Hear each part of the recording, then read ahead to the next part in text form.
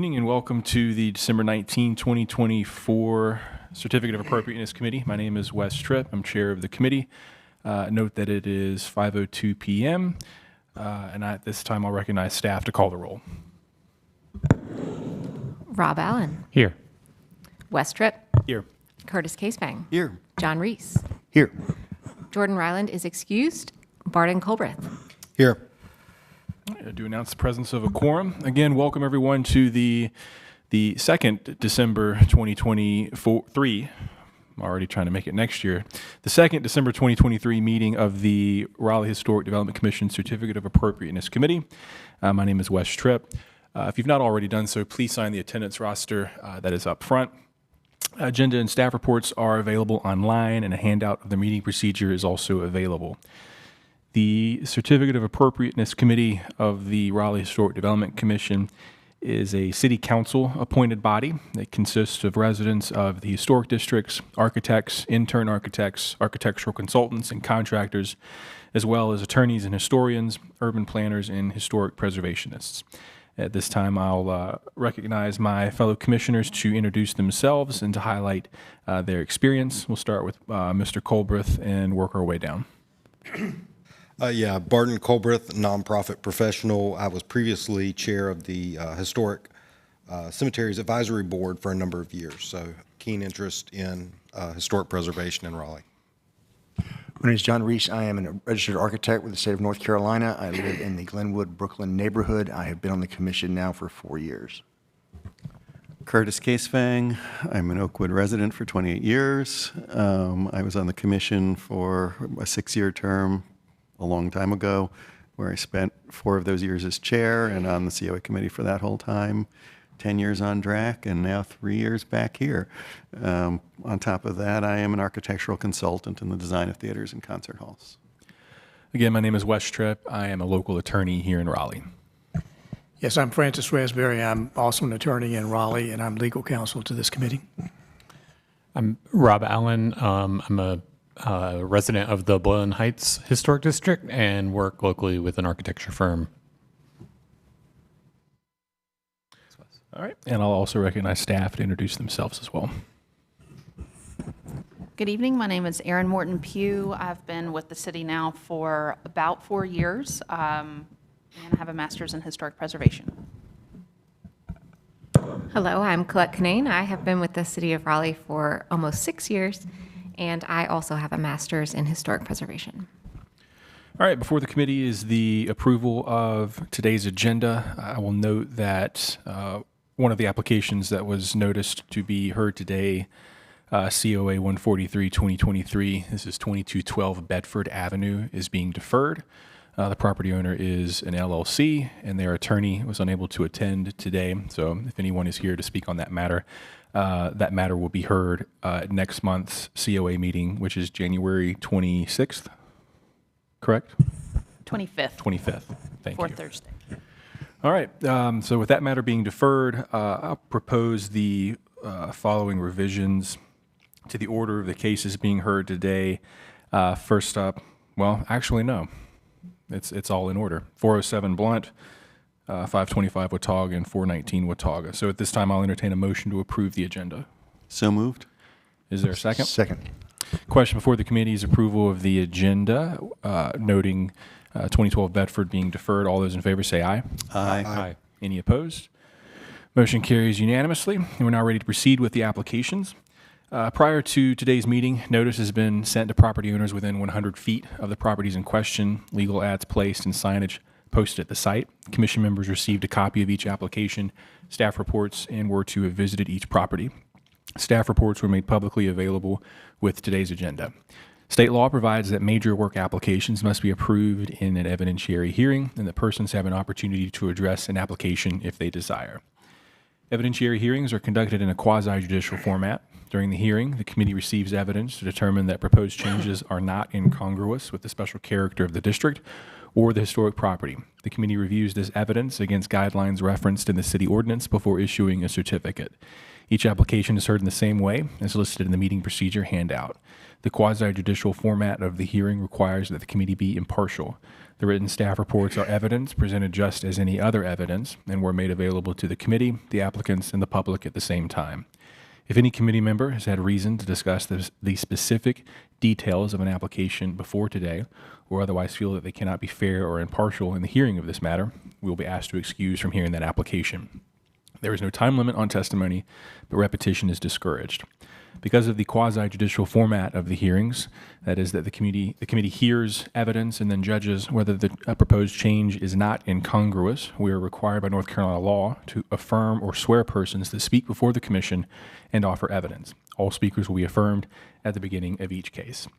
At this time, I will swear in staff for their presentations today. If you will please raise your right hand. You solemnly swear or affirm the testimony you're about to provide is the truth, the whole truth, and nothing but the truth, so help you God. I do. I do. Thank you. All right, we'll proceed with the first case today. This is COA 144-2023, 407 North Blunt Street. Will the applicant and anyone who will be presenting please come forward?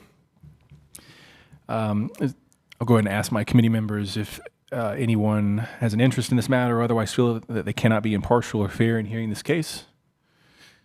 Seeing none, we will proceed. Please introduce yourself, sir. Hey, I'm Jeff Turpin. All right, can you move the microphone down a little bit? Yeah. Jeff Turpin, resident of 407 North Blunt.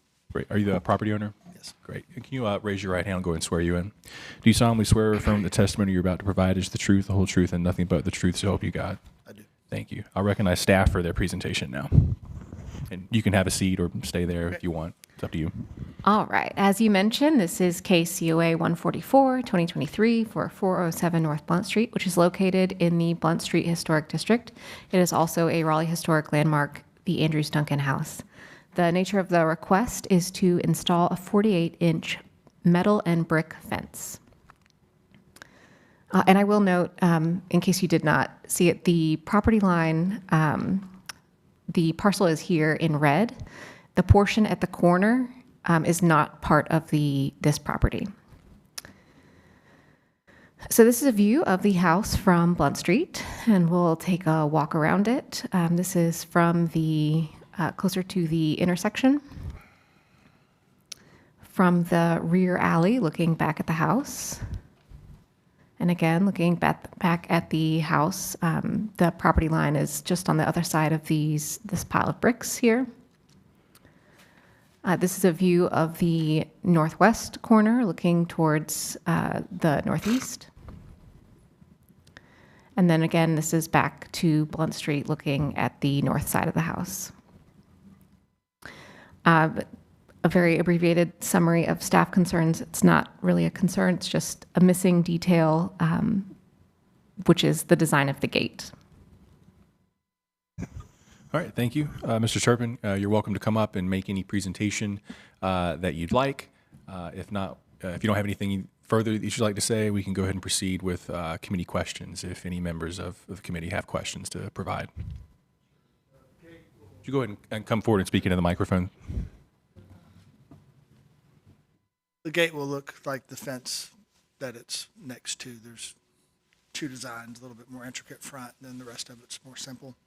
So the back gates will be simple, like the side and back part, and then the front gate will look like how the front's designed. Okay. Anything else? Nope. All right. Are there any members of the public who wish to speak in support of the application? Anyone who wishes to speak in opposition to the case? Anyone with questions or who wish to make comments regarding the application? All right, hearing none, we'll proceed with questions from my fellow committee members. Yeah. Hi. Do you mind coming back to the mic? Just had a couple of basic questions. So I understand there's going to be two profiles of the fence, and where do you plan? I see there's a plan, a site plan in the application. Where do you plan to transition those? So there, on the front, there's going to be brick columns with the sort of more ornate fence part. That's just basically the front part of the fence, and then attached to those brick columns going down the sides is when it gets more simple. Okay. And then you had an example of a fence style that's a few properties to the north. Looks very nice. It's a little lower, and there's parts of the guidelines that talk about front yard fences being below 42 inches. So my question is, what's driving the 48-inch height? Two things. We've had several property incursions from folks so far. I'm terrible at locking the door. I'm getting better at that. And then we have a dog and planning on having another. So, Okay. to try to prevent the dog from jumping over the fence. Okay. If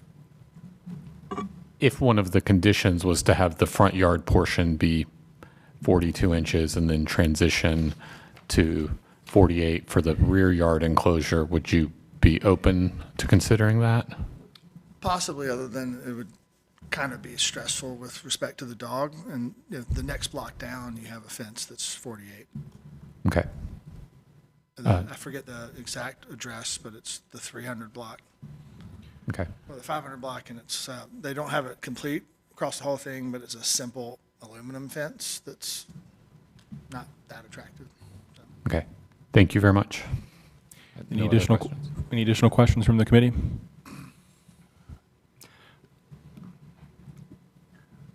Go ahead. I don't have a question, but I just want to tell you how proud I am of you for doing this house. I wondered who bought it. And it had been, I toured it before it got renovated, and God, what a beautiful, beautiful house. It turned Wow. out great. It only took us 5 years. Yeah. And I just, what an undertaking you did. Thank you. Thank you. Additional questions from the committee? Nope. All right, hearing none, I will close the evidentiary hearing and we'll proceed with committee discussion. You can have a seat. Thank you.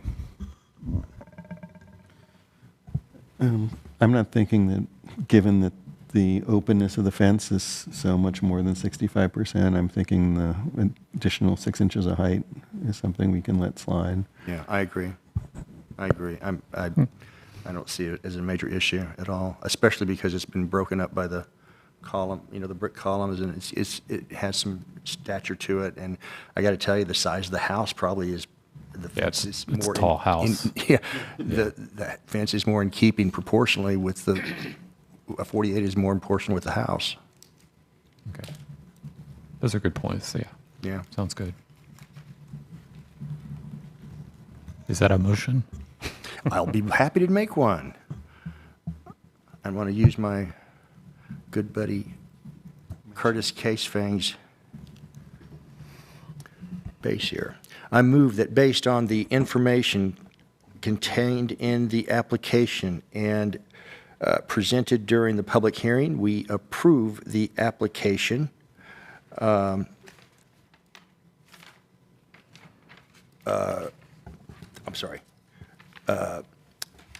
the following conditions, that being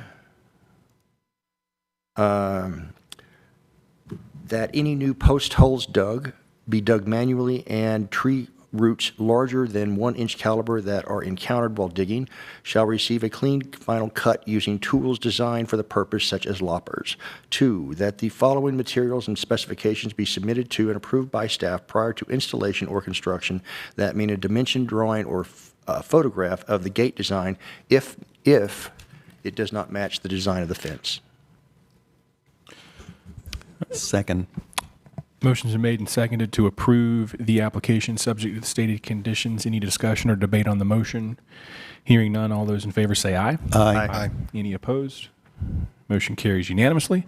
Congratulations. Congratulations, sir. The decision will be final at next month's COA meeting when the minutes are approved and signed. Thank you. All right. Next is 525 Watauga Street. Is there any member of the committee who has an interest in this matter or otherwise feel they cannot be fair or impartial in the hearing of this case? I just want to state that I've had a lovely short-term contract with this owner on a completely different matter that had nothing to do with this case. And I'll just say this too, she's a wonderful artist that I did not know about before. I do want to also offer that up to you, that if you would prefer I not be part of this, even though we have, it has nothing to do with the case, I just want to give you that option. Thank you. I appreciate that. I am not concerned about it. Okay. All right. Anyone else? All right. I will recognize staff for their presentation. Okay, this is case COA 145, 2023 for 525 Watauga Street in the Oakwood Historic District. You may recall having reviewed this application earlier this year for an addition ADU type breezeway connector. And it's a reminder, it's a non-historic section of Oakwood that is infill largely dating to the late 80s, early 90s. So the applicant is back to request changes to that previously approved application, including location and size of addition windows and doors. And as a reminder, this is the house in question from 525 Watauga, and a view from Watauga in the corner of Leonidas Court. Side view. These are all photos you've seen before. The ADU hasn't been, or the addition hasn't been constructed yet. So this is the rear yard where that's proposed to be located. And a better view of that west property line. And looking back toward Leonidas Court to the north. Staff concerns were the proposed door configuration, and the applicant has a presentation as well.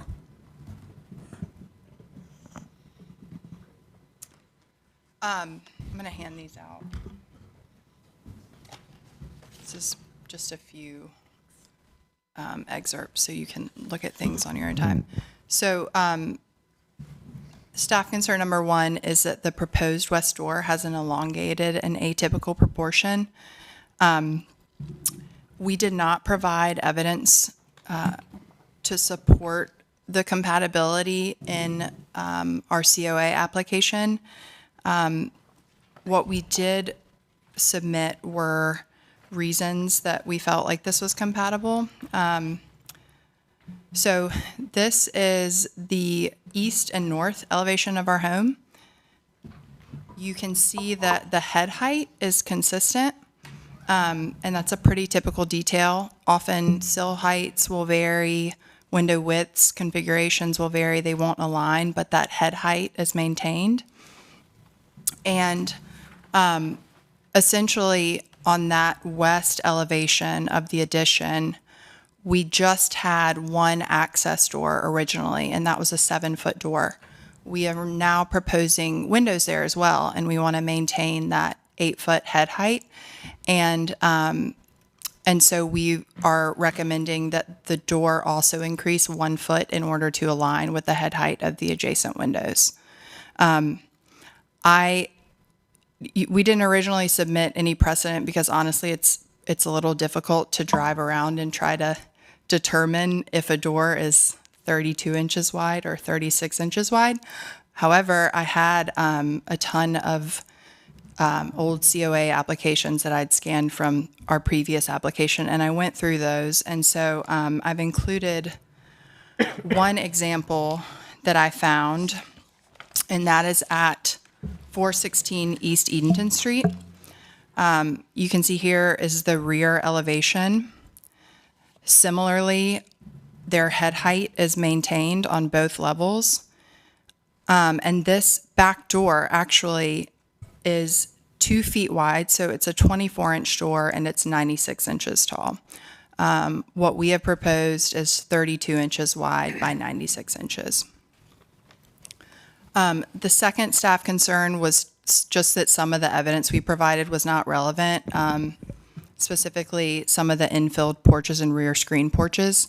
They did not recommend a potential condition, and my understanding is that given all of the precedent that we submitted, the other precedent was sufficient to justify the changes to the windows. And there's the excerpt that mentions some of those other examples. So I'm going to stop at that. I have some additional neighborhood precedent for windows here, and I just did a brief kind of overview of the precedent that we had submitted for the windows in your handout as well, in case you want to reference those. Otherwise, I'll assume that that is straightforward, but I'm happy to answer questions. All right, thank you. Are there any members of the public who wish to speak in support of the application? Anyone who wishes to speak in opposition to the case? Anyone with questions or comments on the application? Seeing none, we will proceed with committee questions.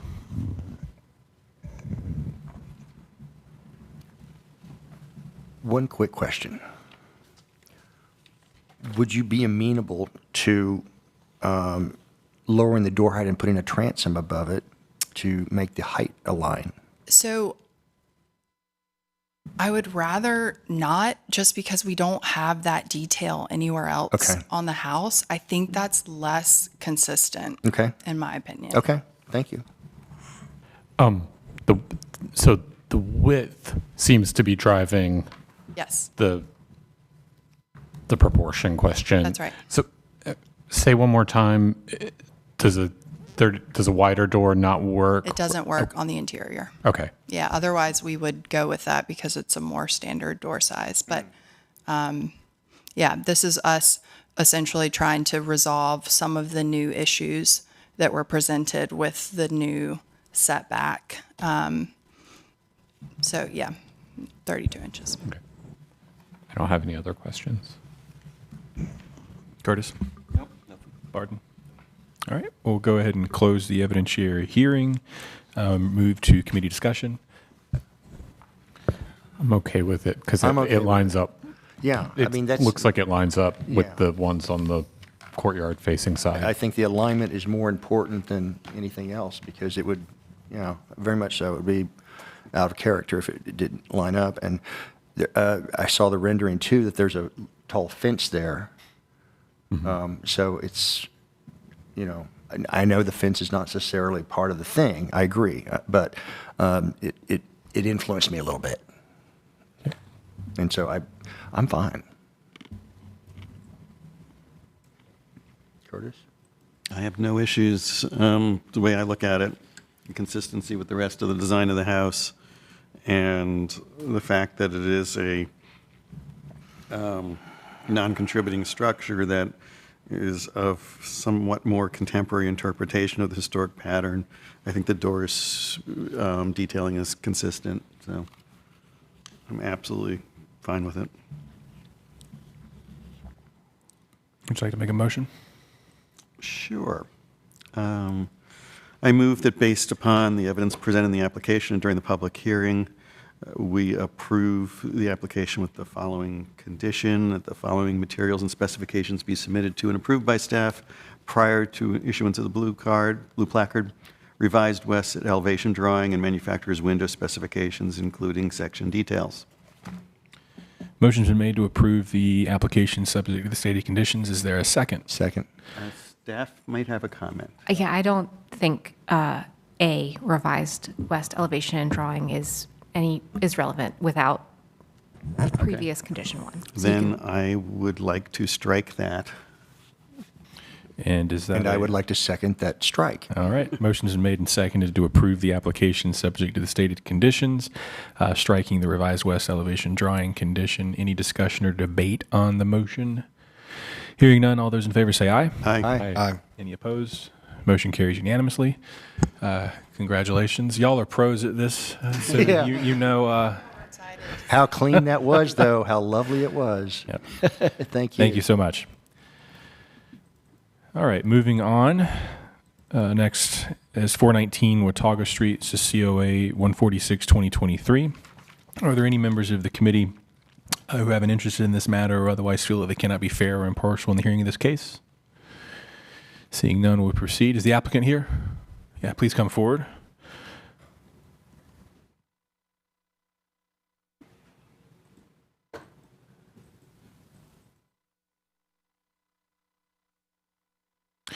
Please introduce yourself, sir.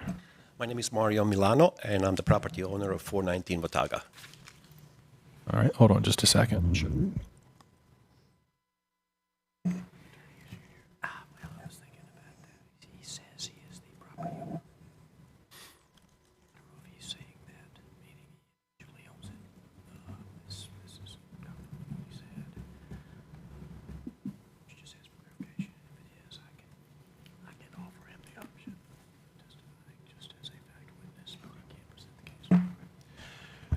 Mr. Milano, the information that we have states that the property owner is Agram Investments, LLC. Is that the case, or are you individually the property owner? I am actually a member of the Agram Investments, and our attorney should be actually on her way. I just actually received the text from her, and due to the fact that we were supposed to be last on the agenda, and there was actually one more case ahead of us, she assumed that we should be starting somewhere around 5:30ish. Yeah. Well, how about we'll recess until your attorney gets That here. would be wonderful. Yeah. Thank you.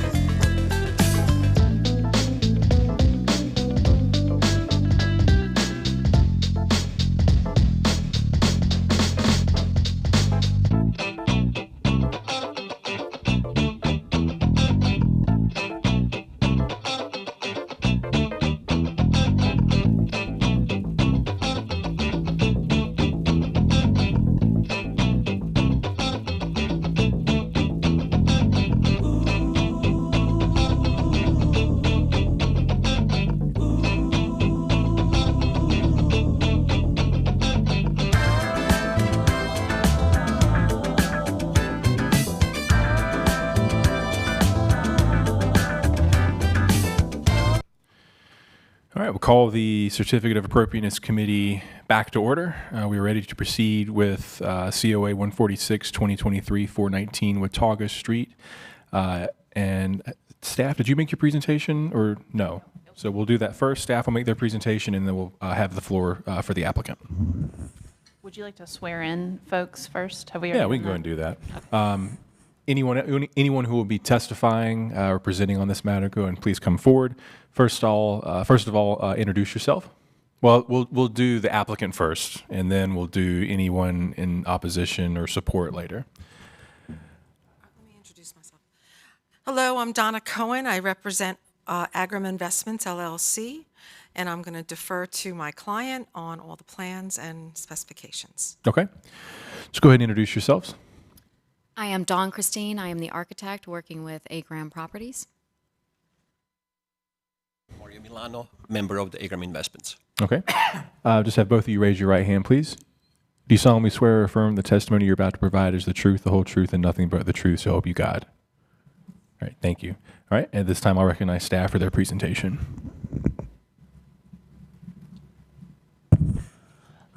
Case COA 146, 2023. This is for 419 Watauga Street in the Oakwood Historic District. The request is to construct a new 4-story primary structure with attached 2-car garage, construct driveway, remove trees, plant trees, and foundation plantings. These photos are going to be a little hard to understand. It's an undeveloped lot currently wooded across the street from the Oakwood Cemetery on the edge of the Oakwood Historic District. If you look closely, you can see some orange flags that are marking the property lines here. A view back up toward Polk Street and the one adjacent structure to this undeveloped lot. View across the lot from the street, and you can see the rides from the street to the, or look at that. Summary of staff concerns were that supporting evidence for the proposed size and scale, built mass, roof form, front balcony, garage on a primary facade, upper floor, main entry, lack of a front porch, mixed materials, front yard parking, grading, and screen plant heights were not provided. And design and additional material specifications and details that are typically provided prior to or during construction were also not provided. All right, the applicant, you now have the floor for your presentation. So we don't have a digital presentation submitted from the applicant, but they do have their, the application materials available. Okay. So if you have anything in particular you'd like to point out to them. Yes. So we could pull that up.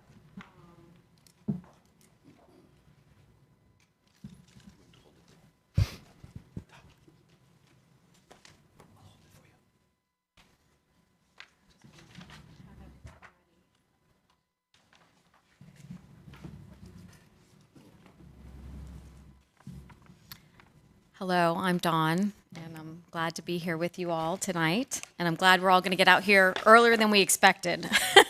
So cheers. That's still not left to be said. Don't get your hopes up. So I'm just going to start with just some supplemental information based on what we read in the application. And I prefer to move through the process in the way you prefer. So if you want to go point by point with us and we can have a conversation, that's great. If you would prefer that I go point by point through the feedback, I'm happy to do that as well. So just let me know what you prefer and we can accommodate. So you have the floor to make your presentation. I would advise do it as you see fit, and then once we move into committee questions, that'll be more of an opportunity for the back and forth. Okay. So go ahead and just make the presentation how you'd like to, and then the committee will follow up with questions. Perfect. Okay, so I will start with the site itself, and there was a comment regarding the trees not being located, but I wanted to provide everybody with a copy from the license survey, which is where we got all the significant trees located from. So I've got 8 copies of this.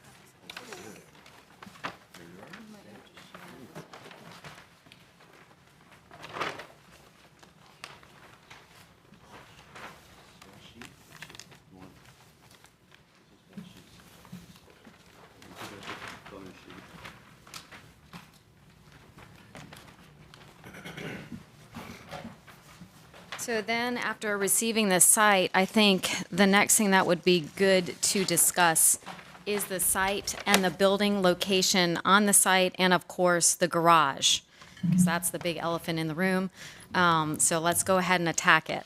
I've got some additional printouts. I read all of the feedback and regarding a detached garage, et cetera. And so we put that proposal together and compared which we think the attach is actually more congruous based on several different reasons. One, the amount of significant trees that we have to take out increases. We got to remove them all to get the driveway back there, plus add a two-car garage. Our built mass to property percentage goes way up.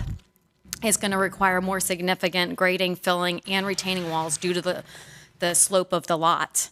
And then the driveway square footage will increase if we have to push it all the way to the back. And we did all those calculations and prepared these for you, a comparable for what we proposed and then the propose of a detached structure. There should be more of those. Oh, okay. I was like, okay, I know I printed 8.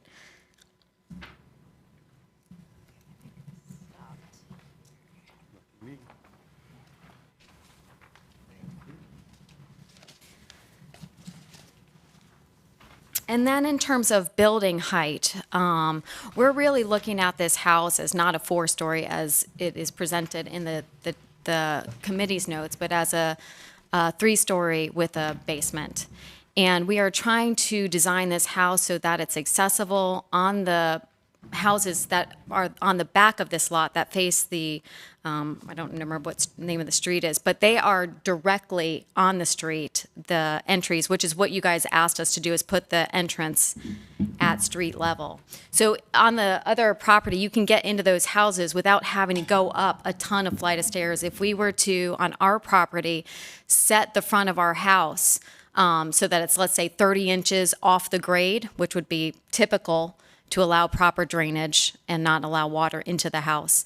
That would set the back of the house underground at least 42 inches. And we have a diagram of that in our building heights analysis because we looked at, okay, what is the best position of this? And if somebody accessible buys this house, they can't get into that. They'd have to climb 2 flights of steps to get up into the house. So having the pull-in area at that basement level where they can take an elevator up and access all the floors was very important to us and part of our accessibility plan.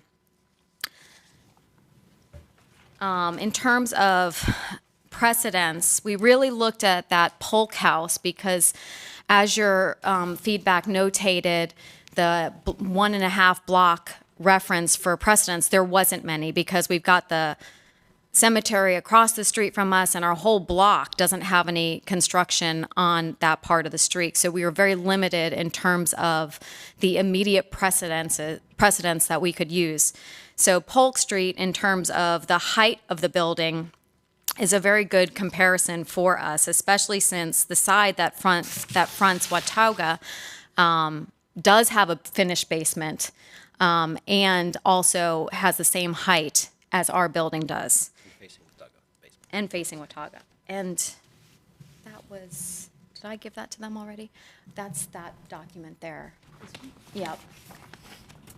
So we did some comparisons in our application comparing Polk Street with ours, and this is a real one-to-one comparison. We actually modeled that house based on measuring brick and siding and getting approximate heights from that. And so that it really shows that the house that we designed is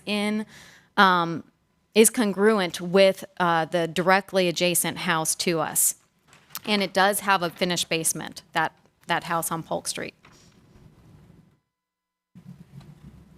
There were a bunch of other staff concerns regarding different design elements on the house. And I'm happy to go through those with you. There was one about the front porch, and we did have a front porch. And again, the front porch goes back to if we put this down, if we put that front porch down at a 30 inches off of the grade at that front corner, because our lot angles back, so the differential in height varies from the front of the house. So at one end, we went straight and went perpendicular, so it looks straight on from the road. So it's taller on one side, shorter on the other. But if we, at the shortest side, if we put that at the 30 inches, it puts us underground in the back. So off of our living area, we're 42 inches underground. So we use the back of the house to set so we set that about 30 inches off of the grade in the back, which left us where we were at in the front. And that's how we established that relative height. It was difficult with the sloping lot. And then we figured, since we've got the lot that's sloping, why not take advantage of this and make this an accessible house and utilize that space to put cars there, as opposed to creating the driveway along the side and bringing the cars all the way back, destroying the backyard, just, increasing the paved area as well. So we thought it was really more compatible, considering all the constraints that we had on this lot. We tried to integrate traditional elements, but we did want to put a contemporary spin so that we're not mimicking the historic area.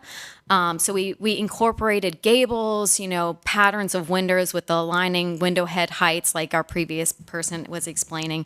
And then we added some contemporary flair to say, hey, this is not a traditional house. This was not built in the historic period. This is new construction. So we had some traditional elements mixed with some modern elements, as well as trying to utilize that footprint to maximize the usability of the space, and also create a sense of place with neighborhood. So, it's a very much a walkable neighborhood. You've got people walking the streets with their dogs, with their families. And so the upper porches and the front porch and even the garage area, we designed that so that it was more of a portico entry. People can hang out there. You pull up, you walk in, you go up the elevator. But it has a sense of neighborhood because it's activating the street facade, as opposed to putting all the porches on the back, which then, you're not engaging the neighborhood. So it was really intended to really activate that street side and invite people to interact and participate in the community.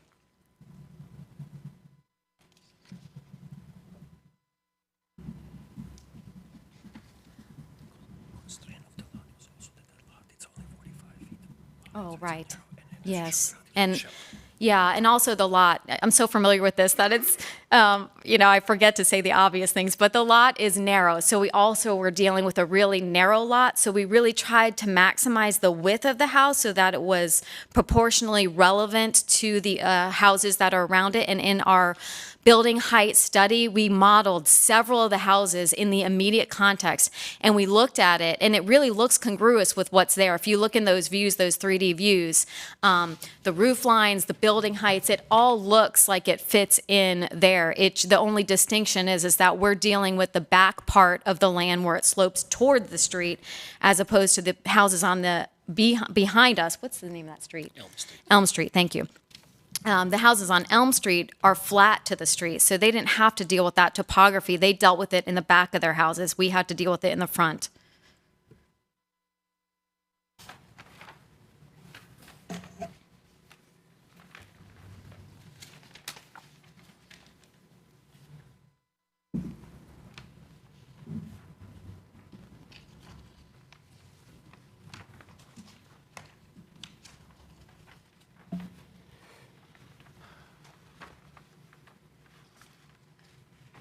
Do you have anything you want to add to the presentation Just portion? in regards to the, first of all, due to the fact that, the lot kind of had certain constraints, I think that Don actually came up with a wonderful concept. So, what she actually did really, really well is that, she actually were able to compare massing of our proposed project in regards to the neighborhood.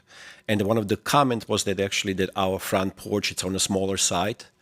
And it is actually relatively small alcove. However, the porch itself, it's actually kind of like a significant in mass, if you will, due to the fact that it's a vertical and it has a second story. So if you would actually take that element and actually put it in a horizontal perspective, it would be pretty significant, except in our case, we actually went, upwards so that we can actually minimize that footprint. And it was always about, how to actually get, the certain amount of space, interior space, in order to actually not encroach too much on the property itself and leave as many green surface areas, unimproved areas, for to be actually compared to the other proportions of the other neighboring structures. And also in that same regard, there was also comment, in regards to our uncovered balcony on the front, which we provided quite a few examples of, balconies in a neighborhood which actually do feature balcony which are actually open to the sky. And also, one of the commentary that was also, relatively repeated in a commentary was actually shallow sloping roof, which is a common type of roof in a Oakwood neighborhood. And the only thing is that, in our case, that particular roof, it's actually sloping from the front to back versus from the back to front. And it's just a matter of design, I guess. And it's the sloping from back to the front, it more becomes a horizontal datum point. So from the street, if you're looking at it, it really does not, you're not going to see any roof form really there, because it's, it's sloping to the back, and it's recessed, and it's very subtle. So we were looking at that as just a horizontal element. And it took advantage of, many of these houses, they have the roof, and instead of just leaving the roof, we tried to utilize that space inside the roof with a new roof form to complement it.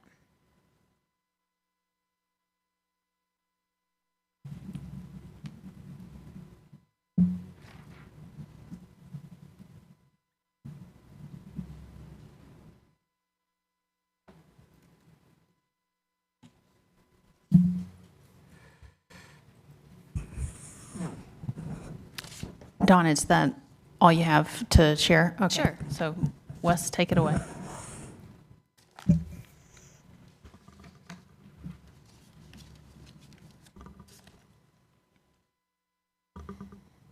Make sure I get my order right.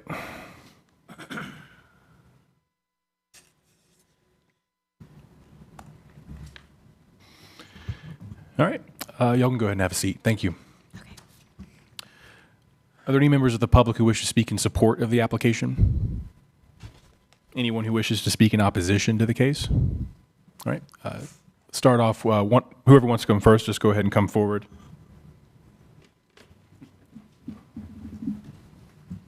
Please introduce yourself. Chris Crew, 306 Elm Street. All right, please raise your right hand. Do you solemnly swear or affirm that the testimony you're about to provide is the truth, the whole truth, and nothing but the truth, so help you God? I do. Thank you. Given the incidents at the last meeting, I felt it wise to present my credentials to you before I present testimony here. I have a liberal arts degree that includes coursework in rhetoric, art, design, history, drawing, archaeology, architecture, architectural history, material culture, geometry, calculus, and political science. For 25 years, I've been a government employee, program manager, charged with reading, understanding, and interpreting laws, ordinances, rules, and guidance. I've been a resident of a historic district since 1975, and I have presented and defended to approval no less than 3 major work and 3 minor work COA petitions. I do have a brief opinion to offer, and that is that good design is predicated on understanding and adapting to site constraints, and a historic overlay district designation represents a significant site constraint. This is a difficult site requiring careful planning and observance of those constraints. Now, to the facts of this application, this design is inconsistent with those constraints promulgated in the design guidelines for Raleigh historic districts and landmarks. To wit, the application references section 3.1 of the guidance, which addresses decks, not new construction. Section 3.3 appears to be the correct section to refer to in the guidance. So if we just suspend disbelief and assume that section 3.3.2, the application is inconsistent because it is partially subgrade, and that's inconsistent with the topography and character defining features of the other nearby well-related structures. 3.3.3, the design creates a major disturbance in the site's terrain in that it is partially subgrade. 3.3.7, the four-story neo-eclectic design is not congruous with the surrounding buildings, contributing to the special character in terms of height, form, massing, proportion, and architectural style. Specifically, the low-sloping shed main roof, the brick row locks on a fiberboard clad face, and the garage door on the front facade of the building.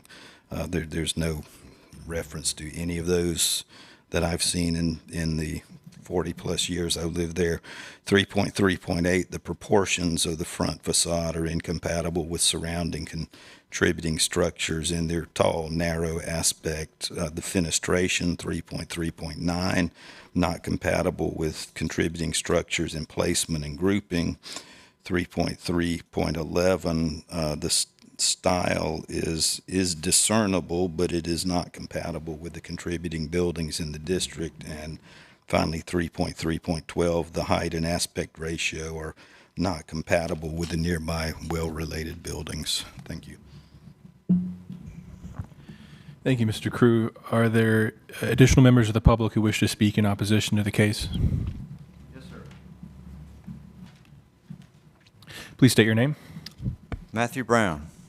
All right, please raise your right hand. Do you solemnly swear or affirm the testimony you're about to provide is the truth, the whole truth, and nothing but the truth, so help you God?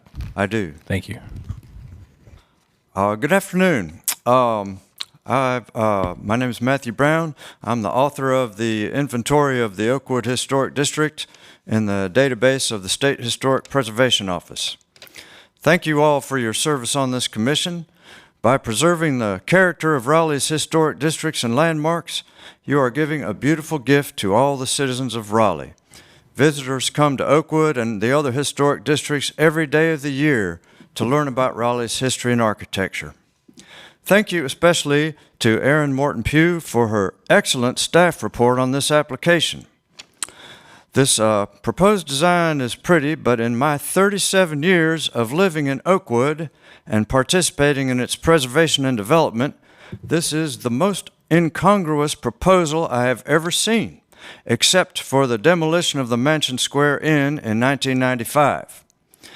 The staff report very diplomatically states that no evidence is presented for the appropriateness of 19 different aspects of this proposal.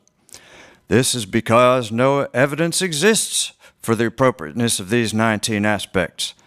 Most egregiously, no evidence exists of a four-story house in Oakwood. In fact, if one views the houses from the front, there aren't even any three-story houses in Oakwood. Among contributing structures, there aren't even any 2.5-story houses.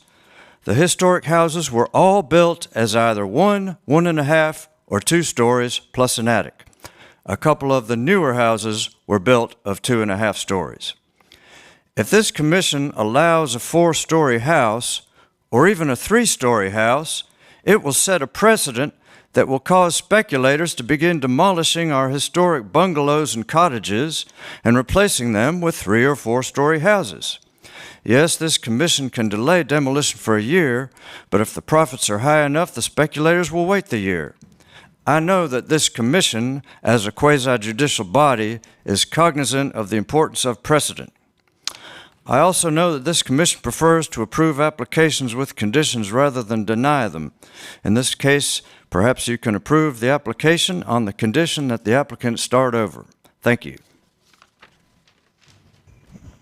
Thank you, Mr. Brown. Are there additional members of the public who wish to speak in opposition?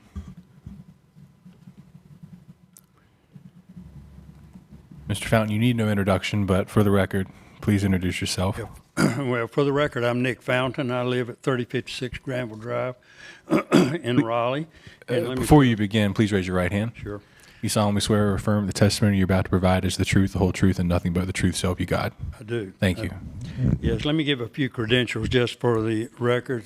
A lot of you know me. I stand here, though, as Vice President of Preservation Raleigh, a relatively new nonprofit that has been created to support the commission in numbers of ways, but to help in identifying and preserving and publicizing and advocating on behalf of the historic built landscape of Raleigh. But as relates to me personally, I've had 50 years in the practice of administrative law, 55 years overall. I just started number 56. I've had 40 cases before the Court of Appeals and Supreme Court. I'm the owner of a Raleigh historic landmark, which was the first mid-century modern house ever built in Raleigh. I have been through the regulatory process to obtain approval of an appropriate addition to that structure. Because of the quality of that addition, we ended up receiving awards from Preservation North Carolina, Capital Area Preservation, and the City of Raleigh, albeit for a mid-century modern structure. I served 10 years on this commission. I served 2 as chair of the commission overall, and 9 as the COA chair. Over that time, I heard between 40 and 50 cases a year, so somewhere in the neighborhood of 400 to 500 cases, and I am familiar with the guidelines that you all are obliged to interpret and apply, and I consider myself expert in my ability to interpret and apply those guidelines. In fact, if you turn to page 3, I believe it is, of your book, the guidelines, you will find that my name appears on the committee that wrote these guidelines. Could you move the microphone a little closer? There. Sure. So I was on the committee that wrote these guidelines in 2012. It ended up they were actually approved in 2017, and for all those reasons, I think that I have information and opinions that are helpful to the commission.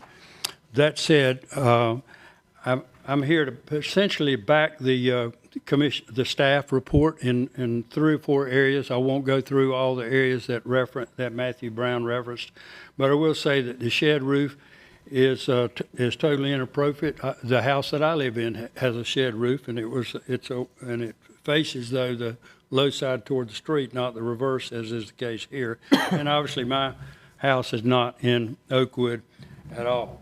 But this shallow shed roof is not typical of the neighborhood. I can recall no case where we approved such a structure.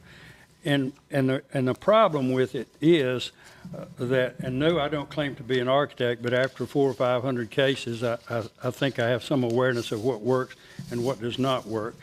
The problem with this house in a number of ways, and particularly as it relates to the shed roof and a couple of other things I'll reference, this page here that shows the front elevation of the house, because of the nature of the shed roof, as the applicant said, the roof as a horizontal feature is really no more than a line on the paper.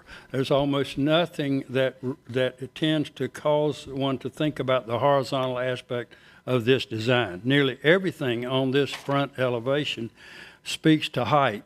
And so rather than assist the board, the commission here, in evaluating and approving a design which is different, they've exacerbated the problems of the verticality of this structure. The steep roof of these 2 dormers, gables facing the street, tend to emphasize the height. All the 3 floors of windows with 3 windows each in the center portion, all of those strongly emphasize the vertical and essentially make matters worse.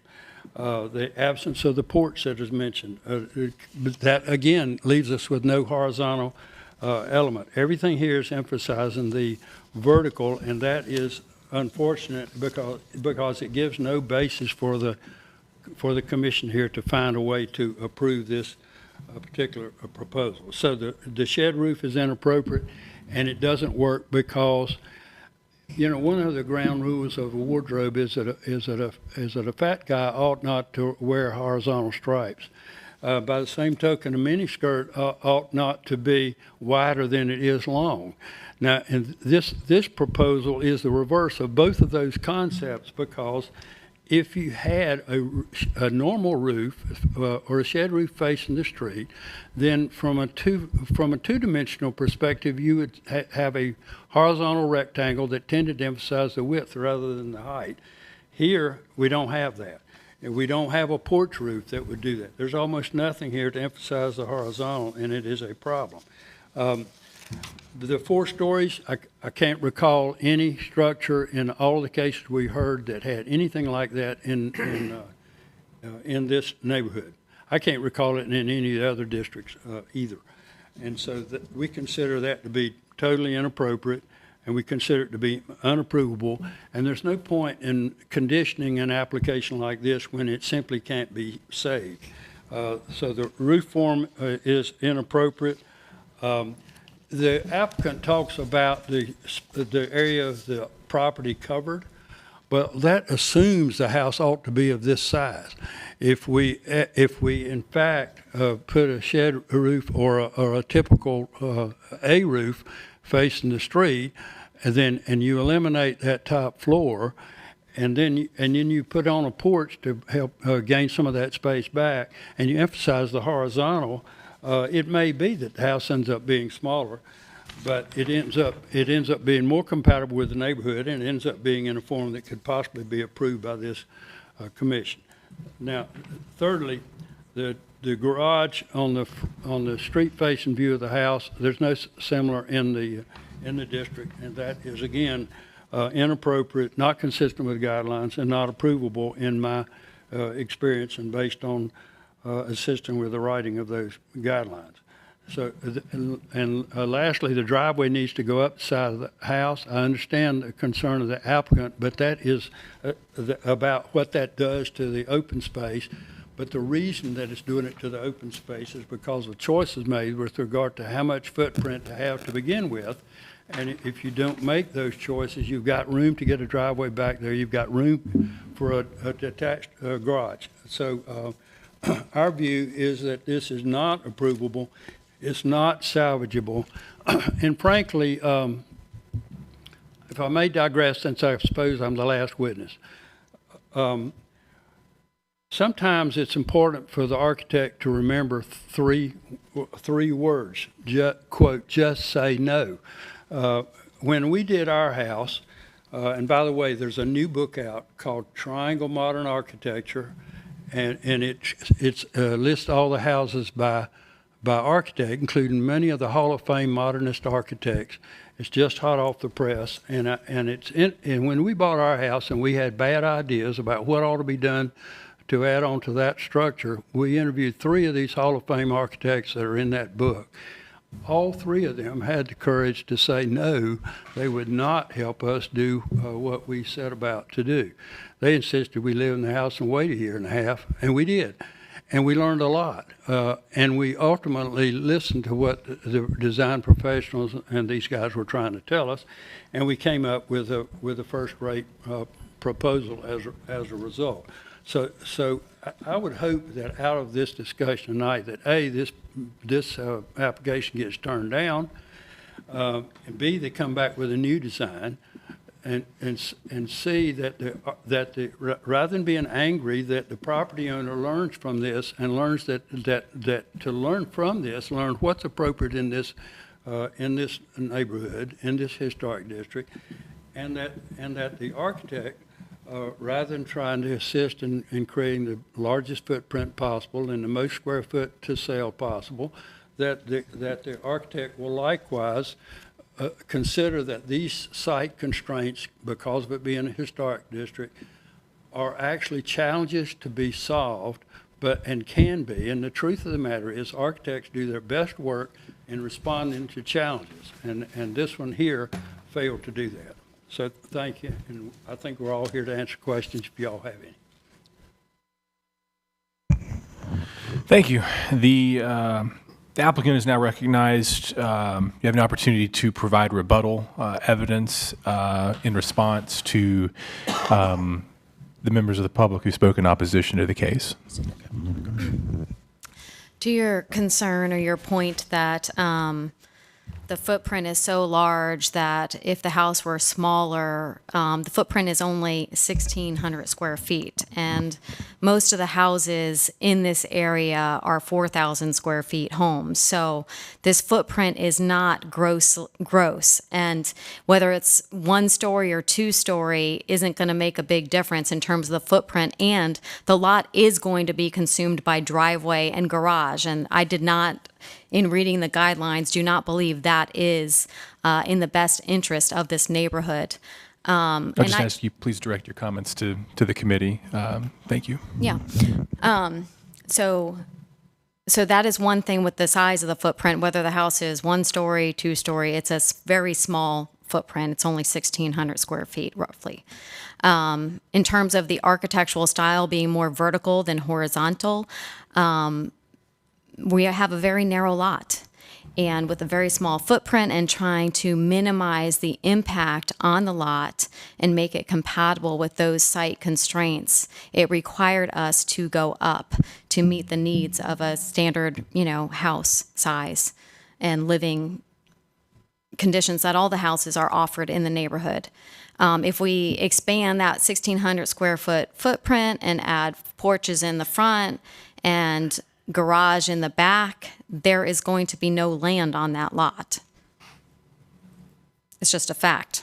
We've done the analysis, we've done the study, we have looked at and modeled in 3D all the houses in the immediate context and looked at the roof lines and trying to not mimic the historic style, but really be distinguished from it and speak to more modern ideas of inclusion and equity and allowing handicapped accessible people to access housing and access the backyard and access the outdoor living space on a small lot. It's very much forward thinking in terms of how we're managing the lot and the size of the lot and the footprint and minimizing the impact on the land.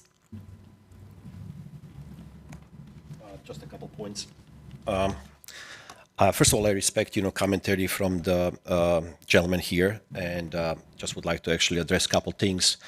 One of the gentlemen mentioned that actually the site actually has constraints. He acknowledged that our site indeed actually has constraints, like Don mentioned in regards to the width, depth, but also, historical aspect of the site, it's also constrained. And in that regard, one of the historical guidelines actually states that in regard to the new construction, that the new construction will actually be congruous of these historical elements, but also will be specific to determine that this is actually new construction. And I think Dawn actually played that really, really well in her concept, where she actually picking up the elements of the historical elements of the Federalist style, of the the Georgian style, Baroque, and Second Empire Victorian, but also retaining that aspect that this is a recognizable new construction. This particular project, it's actually on a vacant block, so there is no other neighboring properties which are actually built beside the one that is on the corner, which actually Don mentioned multiple times. That's a 614 Polk Street. And in regards to the 4-story height, the gentlemen were continuously referring that as a 4-story. When you think about this, is actually 3-story. It's actually 2-story home with the attic. In this case, it's actually the full story and a basement which actually holds the entrance point and also parking spots. That same aspect is actually that house 614 Polk Street that actually on the Watauga frontage actually depicts the basement, first floor, second floor, and the attic.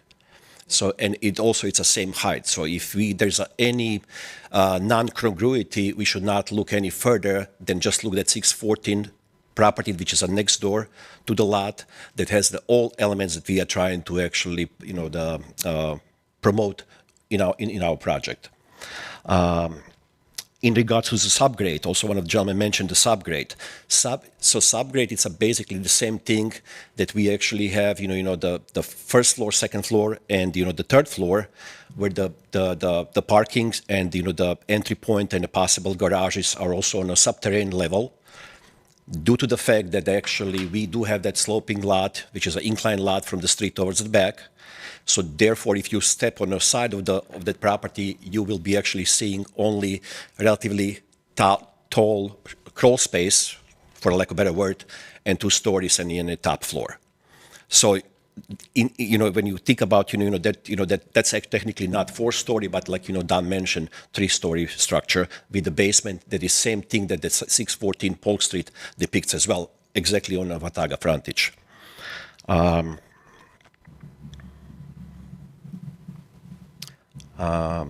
Also, gentleman mentioned something in regards to the brick and also Rolex and whatever. Now, that's a typical elements. If you walk to the Oakwood historic community, there are many brick buildings which actually will depict, the Rolex and also, the brick facades. Also, in regards to the shed roof, the gentleman actually expressed, shed roof that is not approved or it's not, depicted in a historic Oakwood community. That's actually on the contrary. Many buildings actually having all types of roof, and many buildings actually depicting, where you have a multiple roof lines.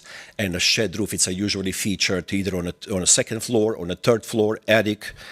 And in our case, the only thing is that, that shed roof is actually sloping from the front towards the back. If this is actually really sticking point, we would be open to possibly tilt that roof, and, change the direction. Or if this is also another of, the things that, it's absolutely non-resolvable, we are even open to actually mansard type of roof on the front with a balcony on the top floor.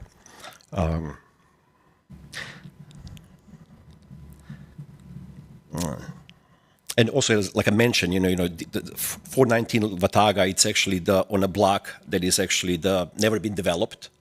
So technically, whatever we built, it is going to be unique in its nature due to the fact that actually, like I mentioned, is mimicking all the historical elements when it comes to different architectural styles, but also has that really distinct element that it's a new construction.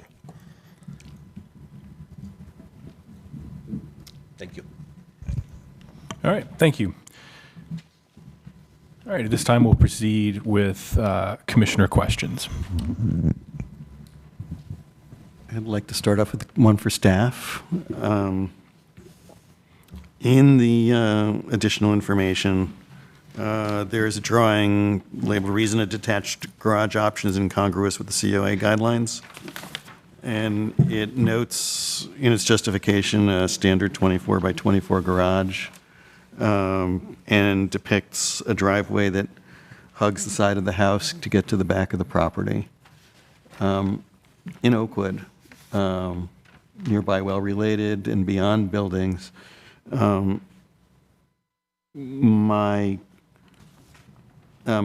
many instances do we really have of garages that are two-car in their size, which is what the 24 by 24 is? I would not be able to answer that without doing the research. Typical?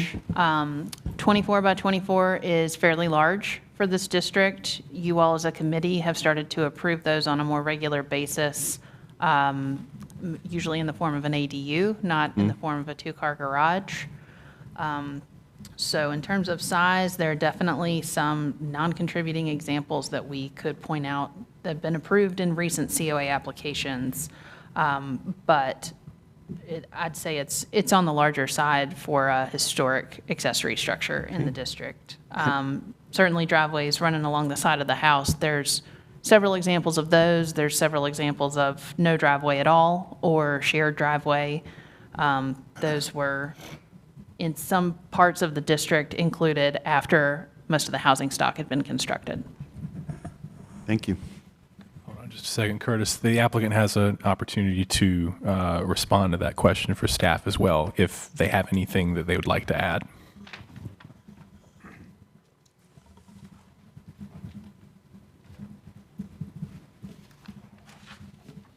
It'll take me a minute to look. We had several different examples in the neighborhood of two-car garages. On the page that has our block map, we have 405 East Franklin has a double wide drive, and double wide parking areas were image 47, 44, 65, and 1.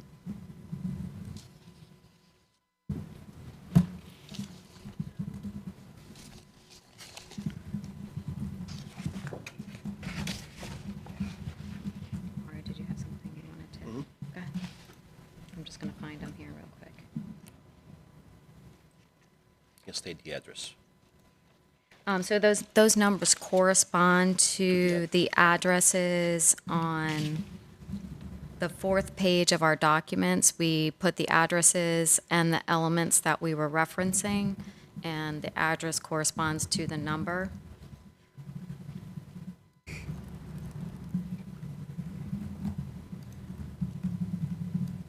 We have 416 Eden Street as a front-loading garage. That's address number 6.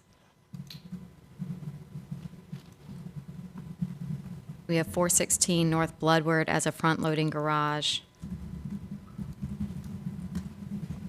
These are all, from what I can see, detached garages set towards the back? Okay. Yeah. Because like I said, we did look at that detached garage option, and we saw how much of the lot it took up. We thought that respecting the land was more important.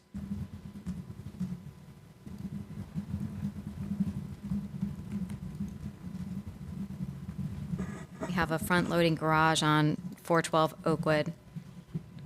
That's property number 44.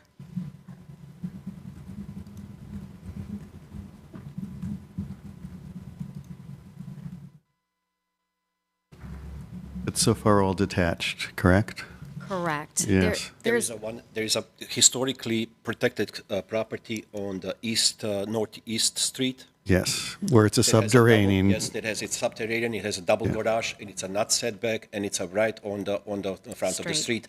Except that particular property actually has a primary facade, because it's a corner unit, so it has a primary facade on Oakwood, I believe. Yes. But the garages are actually on the northeast street, Yes. and they are the best example, and that is actually historically protected structure. Okay.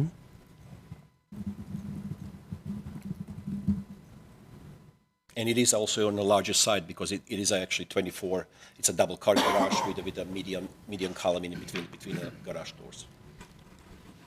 And there is a picture in our packet. There's actually the reference to that particular thing with the picture.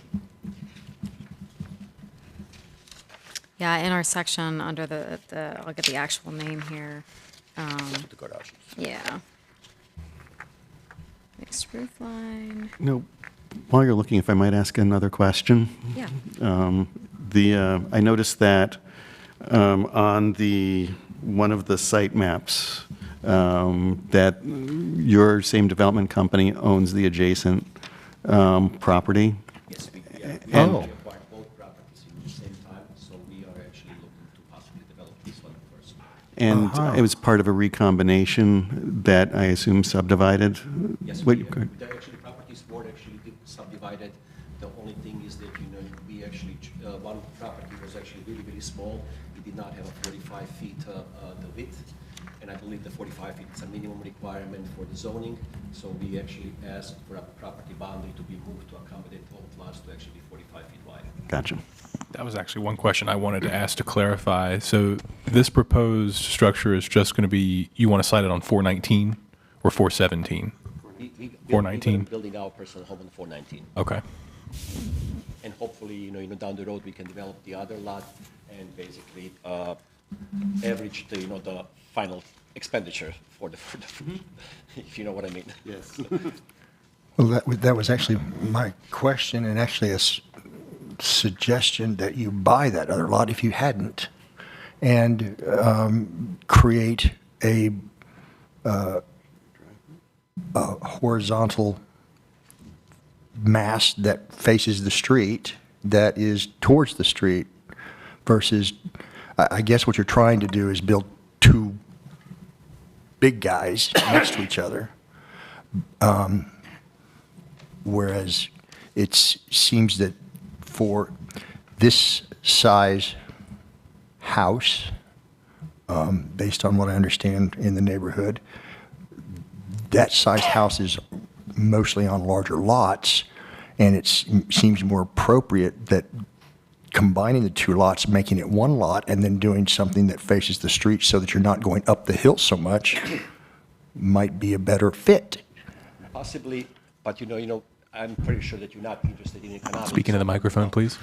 I'm sure that you're not interested in economics, but when we actually acquired the properties, we actually did some math, if you will, and due to the fact that like I mentioned, due to the fact that we're going to try to develop both lots, we're going to be able to actually reduce the cost of the properties in general terms and average it out. And as I said, it's as much as it is actually desire to actually have a larger lot, larger home, we also have to think about the economics and market conditions. And as I said, it just turns out that, in the Oakwood, it's a really, really expensive community. So we are trying to find, the best way to actually maximize, our desires for, our personal home, but also that, we can actually find a way to actually shrink the, the overall expenditure. Mm-hmm. Not that this is an argument for you, but I'm just kind of like giving you the way it is right now. Yeah, I mean, where we're coming from is that you are in a historic district. Yes. And there are lots of lots this big other places.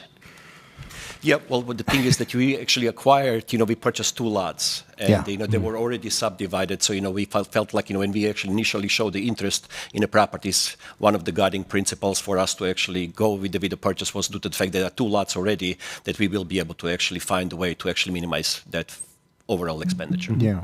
Yeah, I believe you can also look at the SNP of the site map. Unfortunately, it's not a bigger SNP, but if you look at the surrounding block, the width of the proposed single lot is much more in keeping with the standard lot widths on this block as compared to a potential double lot in this area. Yes. And I would also just like to remind or add to the record that the commission did review the recombination in March, which I thought this was familiar. Yeah, so the recombination review is it's kind of a silly review where the commission doesn't take any action. You just review it and say that you looked at it. So yeah, that did occur at the March meeting this year. Mm-hmm. Something I would love to see to help support this is some evidence. We heard from the applicant that most homes in Oakwood are 4,000 square feet. I would love to see some evidence to support that assertion. Because I can,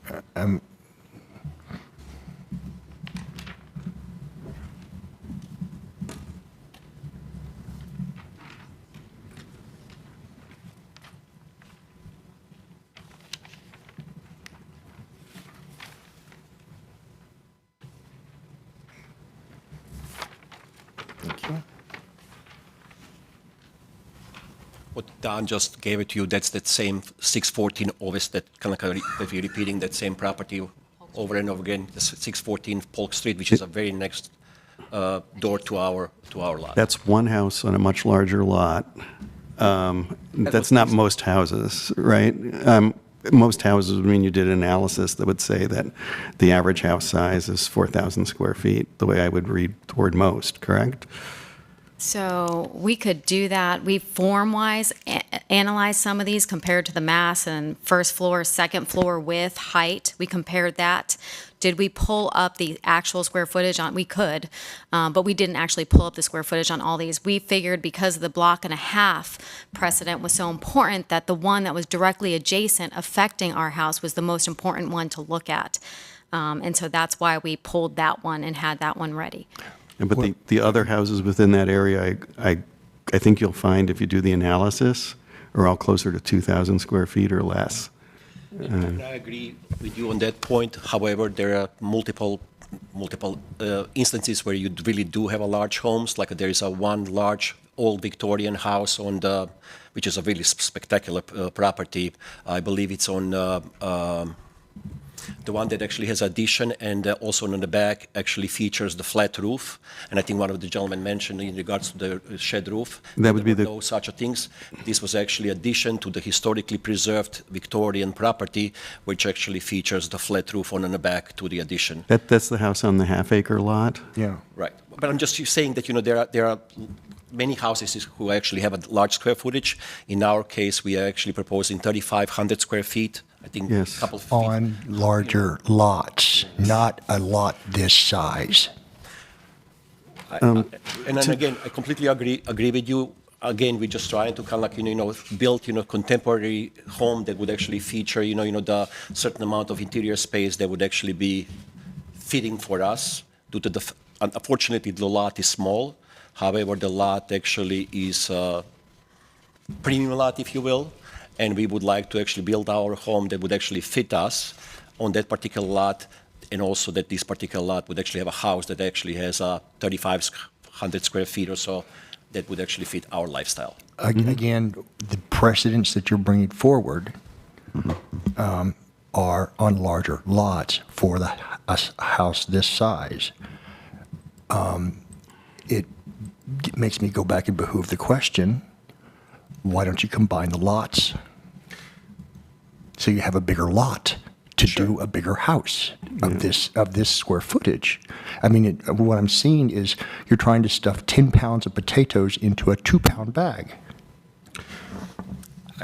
I understand your argument, but once again, we acquired the 2 lots, and one of the primary reasons that we actually moved forward with the purchase was due to the fact that we actually were purchasing 2 lots. Right. And we are trying to actually utilize, the design, utilize the space, utilize the mass, the proportion, and in our minds, I don't think that we are deviating much from what actually the community is actually depicting as it is right now. There are many we do not have necessarily immediate evidences because we did not think that this is going to be the sticking point, but you know that there are large Victorian properties owned in Oakwood who might be possibly on the smaller lots, and one actually very next one would be actually right behind ours, which is on Elm Street, which actually has a relatively small lot, and it's probably over 3,000 square feet property.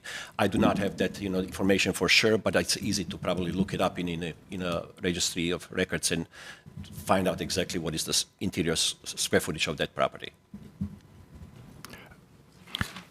Yeah, because if you look at our, on our building setbacks page, which is page 7 of our submittal, you can see our footprint relative to our lot in comparison to the other footprints in our block. And we look definitely comparable with these other lots, especially Lot 21 and Lot 19. Lot 22 and 23. Lot 17. Yeah, actually, you're right. Lot 17 is very tall and narrow building.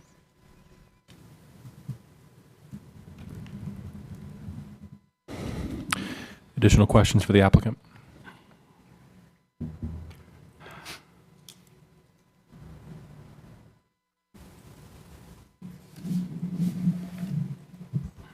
Rob? Or John, if you're ready to go. Well, on the ones that you're looking at, though, are they in the same contour that you've got? No. I did not hear. Slope of the lot, the land slope. So they're on the high side. Right. And we're on the low side. Right. Yeah. But they're also depicting on the low side, they're also depicting actually technically what somebody mentioned, 3-story plus attic. And we provided the pictures of that. Please speak into the microphone for the recording. 2-story plus attic, yeah. They also provide, 2-story plus attic plus, really, really tall crawl space. So we also provided the height comparison, and they are actually, one of the properties actually higher than our proposed project on the low side. I'm not, that's, the height is not what I'm asking about. I'm asking more about, because it is a flatter landscape than what you have. I mean, you've got a challenge here. That the amount of digging that you're trying to do to get to work to basically go against the grain of this property, that's not what these other houses do. They don't go against the grain of the land. I would beg to differ. That same property that is actually Can you show me some? Sure. They're actually on the page right here. Page 24. Sorry, we didn't get numbers We on did them, not number but the pages, but 24 they are depicting of the pictures of the house that is actually on the back. 24. on Elm Street. And it also has a belt. What number Elm Street, if you could help? It is at 416 Elm Street. 416 And there Elm. is a 418 Elm Street. Show me where that's at. So they were actually doing the same grading, except in the opposite direction due to the fact that, they were actually digging their structure on the front side down, where you actually on the back side, you have a walkout or tall crawl space area. Yeah. And also, again, 614 Polk Street is actually depicting exactly where they dug into the grade towards the back, where they do have actually basement walkout on the Watauga Street. And that is on a page, actually, we provided you with the height, the height references, so that you can actually see. I can't find it. You're going to have to help me out in finding that one. I'm not really finding it. Which one? Which one you're looking for? Which one on the map? 614 Polk, you said? No. I believe he's referring to, 614 Polk, which is the corner property adjacent to the subject property in question. Yep. And the rear crawl space that's visible from Watauga Street. Yeah, I mean, what we're, I'm on 37 to 75. We're hearing examples of backs of properties, and our concern is about the face of the property that's facing the street. Correct. Which is what's reading so tall. That's our constraint due to the fact that we actually have an opposite situation, that the low side is actually, unfortunately, on the streets. Right. Street side. Again, not consistent with what is done in other areas of Oakwood where there's a slope. Yeah. Consistent. What I'm running into here too, just looking, I read this application, kept going through it, trying to draw the lines you're trying to draw for me. And where the two things I keep running into is one that Mr. Fountain pointed out, which is the aspect ratio of the house is very vertical. And pretty much every piece of evidence you've presented to me here in this application shows that the face that's presented to the street in particular is very horizontal in aspect ratio. Yes. You have a porch that drops the apparent height. In order to call your house that you're proposing a 3-story house, if you look at the examples of houses that have an attic up there, with an attic. If you look at the houses that have an attic up there, they're not presenting a wall to the street. They're presenting dormers. They're presenting lower elements to the street. The evidence that you have provided to support the verticality are side elevations or rear elevations of these other houses where we'll have a double gable or something.